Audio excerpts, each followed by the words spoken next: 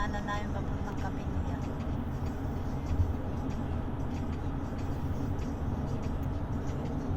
Nurse yun, si Miss Major dito, hindi nag-aaral. Oh, nurse yun, di ba? Yung ate niya, ano, nurse din yan. Parang ano, patulad ng pinag-aralan mo, healthcare assistant. Anong pangalan ng tulay na to? Portman Bridge. Nasa Portman Bridge kami. Pauwi na kami, papuntang bahay galing ng Kapilya. Ayan yung bridge. Wow, ang ganda.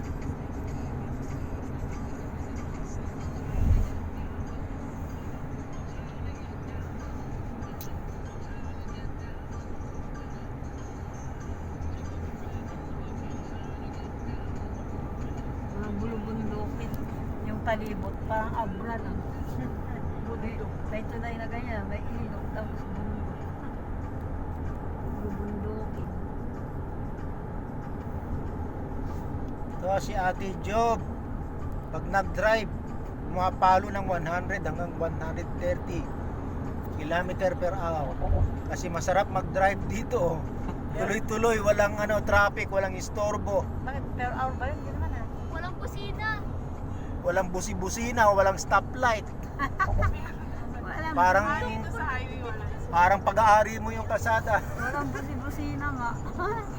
Doon may nagkakainitan pa pag napitit. Sabing ganun tapos buksan niya. Here is Mag-kusina eh. Eli. Smile, Eli. Gawa niya, no? How are you, Tito BJ? Hello, Tito BJ. Sis Arlene. Sis Jerasa at the back. And also, Brady Sikel. Hi, Brady Sikel. Ano yan? Tito BJ. Oh. Hello po. Miss you, Tito. Miss you, Tito. No, sunod ka na dito sa girlfriend. Dito 1, Tito Ah. 2. Sunod ka na to sa girlfriend mo. Hindi, wala siyang girlfriend. Mukha. Ay, kala mo meron. Tatawag ako kay Bad